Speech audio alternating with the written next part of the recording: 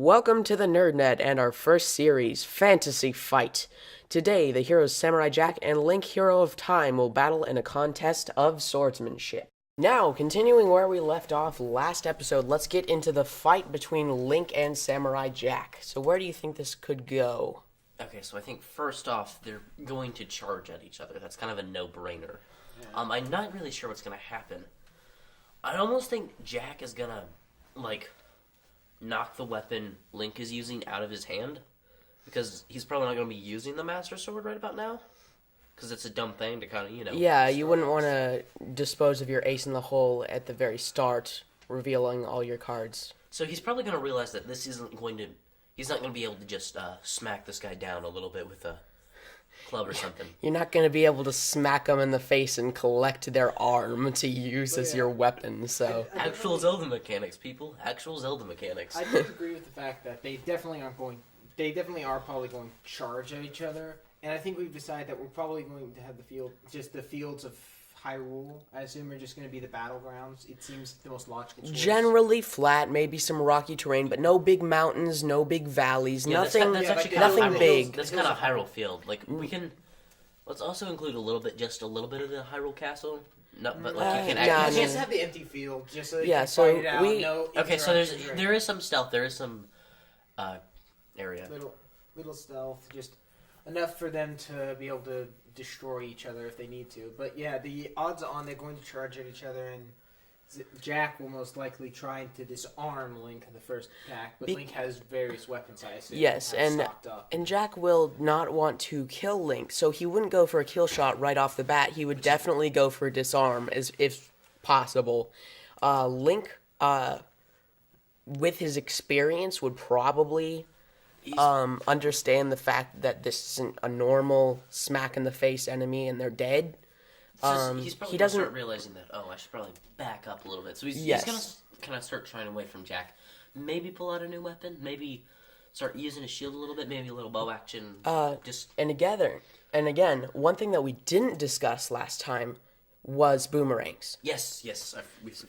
We completely forgot the boomerangs, but that is another thing in Link's favor that could be used as both a melee weapon and a long-ranged weapon for Link as kind of a little bit of both, because if he uses only his bow, he's open to Samurai Jack charging him, but if he uses a boomerang, he'll be able to not only strike from long range to keep Samurai Jack at bay, but also to defend himself as a melee weapon. But the question is, I actually do have this question, what rank of boomerang is he using? It would honestly depend. We're thinking late game, right? We're saying we're thinking late game, so he's probably going to be using either like a steel boomerang or like a little tri-boomerang. He would definitely be prepared in terms of weaponry to lose some weapons. Anywhere from a 25 to a 36 weapons rating. Yeah, most likely. At least, yes. At least. Yeah, with this battle, with something that Samurai Jack, the strategy he's going to do, because Link is going to look so human and he doesn't really kill. But it's most likely Samurai Jack is most likely going to keep knocking away his weapons and try and force him into submission, getting him to yield, but not actually dealing the final blow. It would definitely be a battle of attrition, because Link may or may not be going for the kill, but Samurai Jack will be trying to draw it out as much as possible, trying to disarm Link as many times as possible to keep from killing someone if he doesn't have to. I would say if it drew on long enough, if he knows either he's going to lose if he continues at this pace, or Link is going for the kill enough that he's in mortal danger, he might break away from that and actually start fighting to the death. Yeah, so but that's kind of like an in-game kind of question or thing. It's all about place. One big thing that can always be difficult to, especially with characters from television shows versus characters with video games, because different video games fightings can always differ depending on who's playing. Indeed. So you could use a hit and run strategy. You could just attack straight out. It's always different. I kind of use a maneuvering strategy. Ryan's very bow-heavy combat.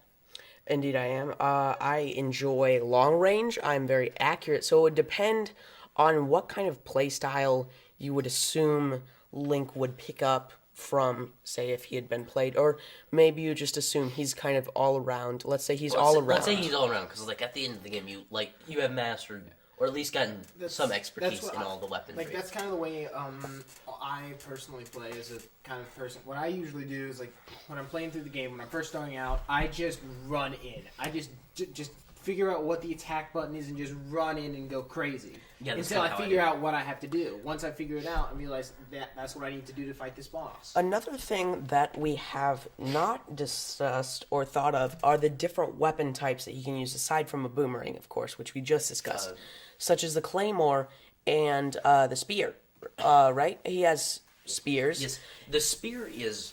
Link uses a spear probably differently than any other person Jack has battled, because when he uses a spear, it's not just a single jab, it's a combination of them, and oftentimes he'll have a throwing spear, so that's a different thing. Obviously Jack will be able to deflect the throwing, but how Jack fights with the spear too. The way he would fight with the spears, he wouldn't do a whole lot of jabbing, he'd be more swinging it around and using the end to slash at people and stab. But the main reason I bring up the spears and the claymores, is it gives Link not only more range, range against Samurai Jack, but a blade, and we're going with the rule that the weapons are not going to be cut through by either one's blade, gives more range and more power to his hits. But at the same time, he's really slow. Yes, he is slow, the problem with but if he is able to execute combos with the claymores, or especially with the spears, he will be keeping Samurai Jack at bay. So it will definitely be a war of attrition. He definitely will be keeping him at arm's range, but the spears probably are going to get a little tiring, and he's probably going to start realizing, because most spears are pretty low power. So he's probably going to start switch to his claymore, which the problem with the claymore statics is that they involve long, heavy swings, and when you jam the button a couple times, you can't just press B and have him stop. He does his full swing. Yeah, you can't stop mid swing. It's not physically possible. Or if it was, it would be extremely draining and impractical. One big thing that we got to think about is that these are aren't just characters at this point. This battle, that we have to act like they are people. So we got to think about their stamina and such. Who's gonna get tired faster? Who's gonna get cut and bleed out? Link's gonna have bursts of stamina. Yes, he will have bursts of attacks if you factor in Breath of the Wild's mechanics, system, well as he will also. Let's see, what was I about to say? His attacks will not only be. They aren't dictated by his stamina if we're going by the game, but his charge attacks his sprinting. Are, Here it is. We were thinking of late game. So he isn't... You could say he doesn't have human...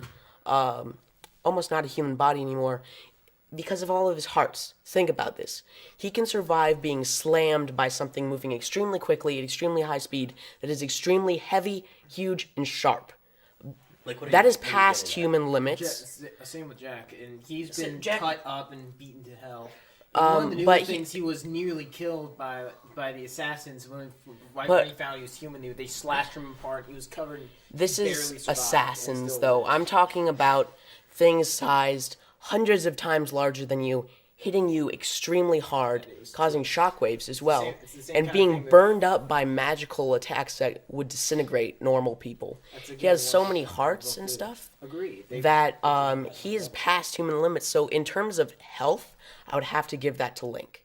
In terms of how long he could withstand attacks anyway. Alright, and then there's something I kind of want to bring up. There's always this, put it in Zelda terms, there's this Triforce of 3 types of fighters. Or rock, paper, scissors kind of thing. There's speed, strength, and powers. Speed beats strength. Strength beats powers, and powers beats speed.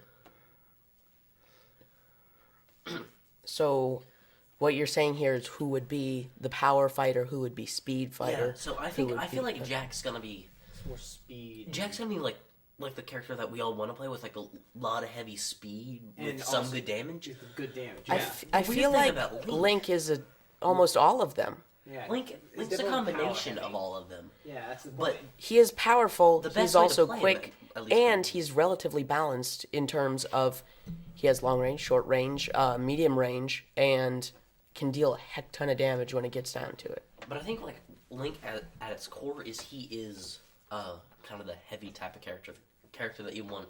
He's going to be more strength and powers heavy. Yes, he's definitely... You won't be able to run as much. He does have stamina, so he would be more focused on hitting the attacks he has and draining the stamina of Samurai Jack. Because his stamina recharges quickly. Samurai Jack, being more human character, having more human characteristics, would be drained more slowly, but it wouldn't recharge as quickly. So Link would be more focused on hitting hard, while Samurai Jack would be trying to wear down his large health bar with repetitive quick attacks and disarming his weapons. One big thing that is things we also have to remember that we're not really playing by video game rules. For all we know, Link could be disarmed and Jack could start using his weapons instead of his sword. Like if we are using a viral field, the field advantage, it's kind of working as a field spell here is the best way I can put it for Yu-Gi-Oh players, but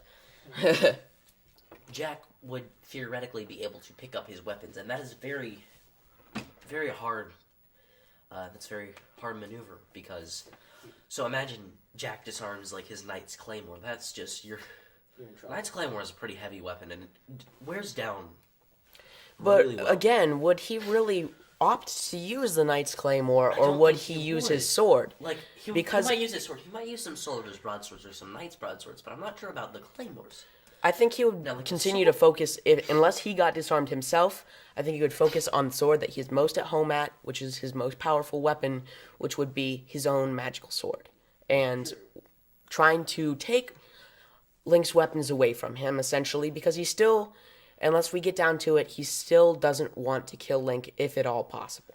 Okay, there's another thing we need to bring up. We kind of hinted at this one in the last episode, but how much is Link going to actually use the Sheikah Slate? Because he does have... His powers aren't necessarily combat. They're more kind of puzzly. Like, he can have 3 ice pillars, and that's cool and stuff, but how much is that going to give him actual advantage? You can still climb the ice pillars. They're not exactly hard to get up. They're not tall. I would say you would be able to dictate the battlefield a bit better than... Samurai Jack, essentially, he can't raise stuff from the ground. He is completely attack/defense on himself. Everything that he can do...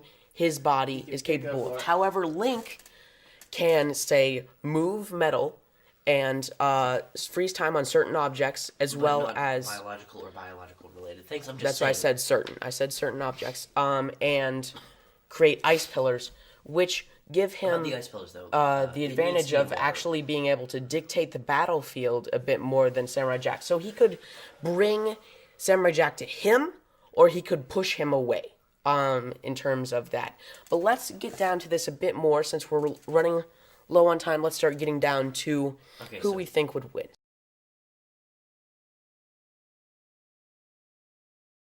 Hey there, it's me, and you just heard us talking about who we think would win. That is going to be something for next episode, generally because not only am I too lazy to edit it all right now, but we are running late on time, and I don't want to prolong this video. So the second half, which is going to be about 20 minutes, or the third, is going to come out next week. So tune in later for that, and I'll see you next time. Thanks for watching.